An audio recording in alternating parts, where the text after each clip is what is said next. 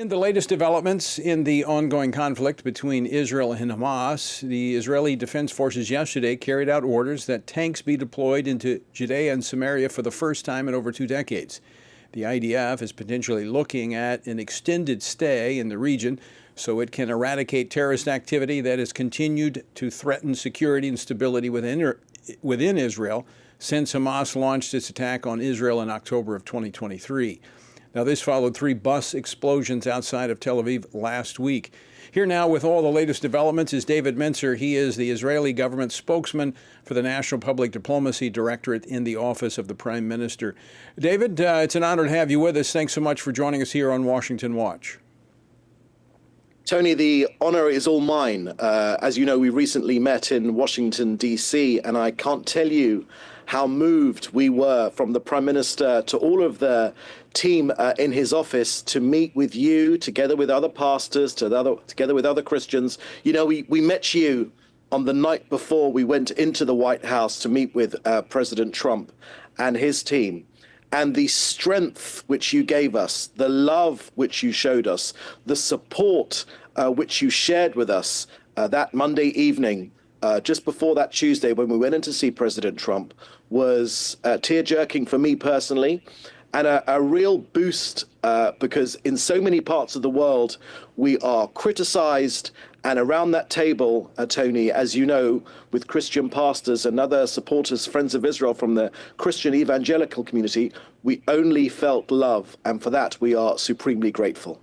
Well, David, I can just say one word, it's genuine. It is certainly genuine, and we were, actually, I was thrilled to get a chance to talk with you. I watch your briefings each day, and so it was good to visit with you and get a little bit of your background and how you came into your present role there with the Prime Minister, with the government of Israel.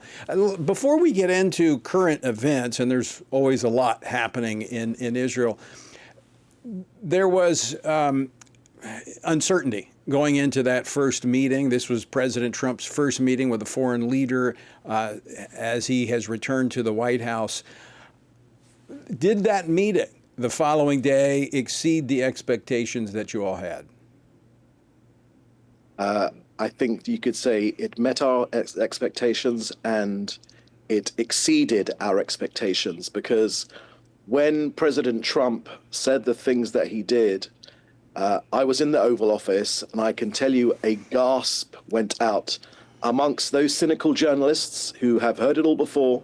A gasp went out on President Trump's ideas to move this region forward, to blast aside the what are considered to be the established truisms, which aren't true. The parameters which we've worked under for so many years, President Trump blew those aside, and his out-of-the-box thinking was so welcomed by the Israeli delegation from the Prime Minister, together with the other ministers which joined us in the Oval Office. And then following that, in the East Room, President Trump wowed us all with his out-of-the-box thinking. No president has ever been as forward-thinking to try and suggest the things which he's done, and Israel is extremely grateful. You know, let me just say this, Tony. The purpose of what Hamas did to Israel on October the 7th was to tear apart. One of the purposes which they tried to do of that terrorism was to tear apart the relationship between Israel and the United States. They wanted to do that by sacrificing their own people, by hiding amongst their own civilians, and they wanted to do that by means of the protests on US media, on European media, on international media, to tear apart the relationship between Israel and the United States. But what occurred to me as the Prime Minister's car went down that drive towards the entrance of the White House, on this, the first visit of an international leader to the White House for President Trump's second term, what occurred to me is how badly Hamas had failed. They had failed miserably, because here was President Trump in the first week or two of his second term, and the first international leader, which he came to the door to welcome, was Prime Minister Netanyahu. He welcomed us. We felt the love from his administration as well. And it's something so important because when terror knows that there's no daylight between Israel and the US, then they will retreat. When they see that daylight, which is what they wanted, then they get stronger. There is no daylight now. Our Prime Minister and your President are in regular contact, as with every single layer of this government and your administration. And that means that terror is retreating and the forces of democracy, truth, and justice are winning. It's clearly a sea change from what we had a year ago in the previous administration, and I've seen this repeated since that joint press conference. Our president, as late as of this past weekend, once again stating what, quite frankly, I prefer to hear, and that is, it's Israel's decision, we'll back them up. I don't think America should be dictating one way or the other what Israel does. I think we should certainly be open, and I think we are to consult and to help in any way we can, but basically it's to back up. And that was the word that came out of the White House this weekend as it pertained to delaying the release of these prisoners because of the humiliating treatment that has taken place in the exchange of the hostages. So give us the latest on that, David, where it stands with the delay of the release of this latest batch of terrorist prisoners that have been held by Israel. Well, let me share with you, this has been a very difficult few days here in Israel. We, of course, welcomed back, the human face has two eyes, and I think Israel showed that it's possible to cry out of one eye and at the same time have some welcome news. We welcomed back the Bibas family, those two boys, Ariel and Kfir Bibas, 4 years old and 10 months old. We welcome back their body. So in one sense, it was good to get them back, even though, of course, they have been murdered. Our forensic specialists here in Israel, who unfortunately have had too much practice dealing with the outcomes of Palestinian terror, were able to ascertain that these were indeed the two Bibas boys, those two red-headed boys whose posters have warmed the hearts and really enlightened the hearts of so many people around the world. But of course, their mother, in a last devilish action by Hamas, their mother, their body was not in that. We did not welcome her back. It was a Gazan woman whose body Hamas had replaced her with. But then on Friday night, that body did come home. And on Wednesday, that family, Shiri Bibas and her two children, will be laid to rest. Now, our president, our prime minister has said from the very beginning of this war that our war aims have been absolutely clear since the October 7th massacre, when Hamas perpetrated the worst massacre on the Jewish people since the Holocaust.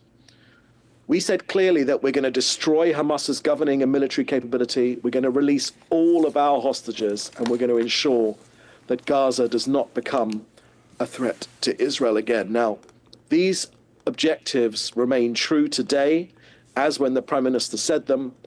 And our Prime Minister and your President and Mr. Witkoff are speaking extremely regularly about our hostages, and we will not rest until we get them all out. I must say to you, Tony, that we've become sadly jaded with the evil of Hamas.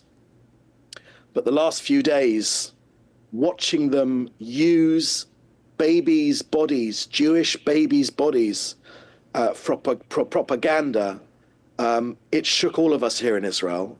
An outrageous spectacle with Palestinian children jeering at those caskets, with mothers and fathers bringing Gazans out to jeer at those caskets. the most appalling spectacle. Our Prime Minister has made clear that cannot be business as usual. Yes, we want to get every single one of our hostages home, but these outrageous displays of propaganda, these cannot be allowed to pass. And for that reason, excuse me, the Prime Minister and the government said that the next release of 600 Palestinian terrorists will be delayed until such time as we can be sure that we end these appalling propaganda displays against not only the Jewish people. These are displays against humanity. Agreed. The appalling use of children in this terrorism is outrageous. I can't imagine any civilized society tolerating that. I want to go back to the forensic scientists that have taken and had the unfortunate responsibility of identifying these bodies. But more evidence was uncovered on how these children died. Can you speak to that? Yes. Unfortunately,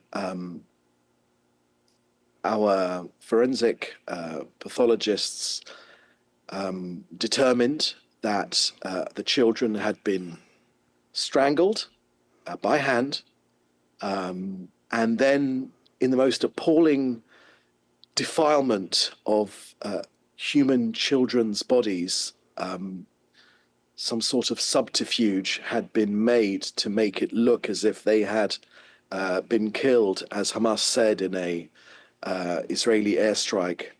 That was not true. That was a lie.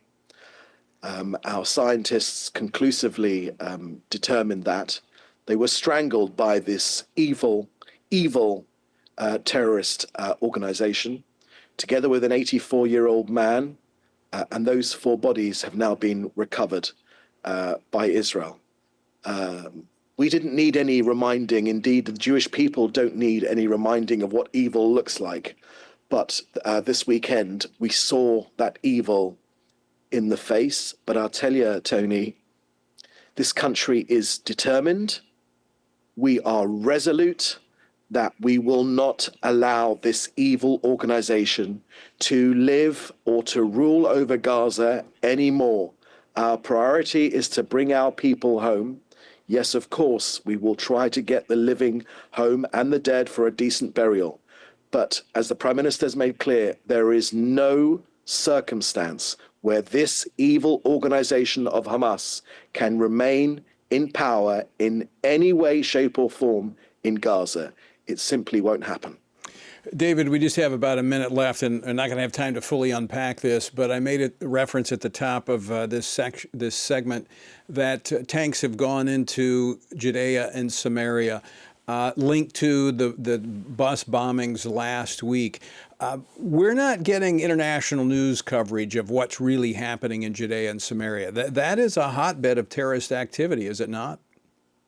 Absolutely right. This operation, this expanded operation against terror in northern Samaria has been made bigger, expanded. Dozens of terrorists have been eliminated. Hundreds of wanted terrorists have been arrested, and there have been many terror infrastructures which have been attacked from the air and the ground. Look, I'll make this simple. We were surprised on October the 7th by Iran and their proxy Hezbollah. They're trying to do it again in Judea and Samaria. We will not let that happen. There will be no safe havens for terrorists in Judea and Samaria. We've sent our tanks in, and we're putting them there for as long as necessary to ensure that we will not be surprised again. All right, David Mencer, we're going to have to leave it there, but look forward to talking to you again real soon. Thanks so much for taking time to join us today. It's a pleasure to be with you, Tony, and thank you very much for your support and for, indeed, the support of all Christians across the U.S. Absolutely, without question.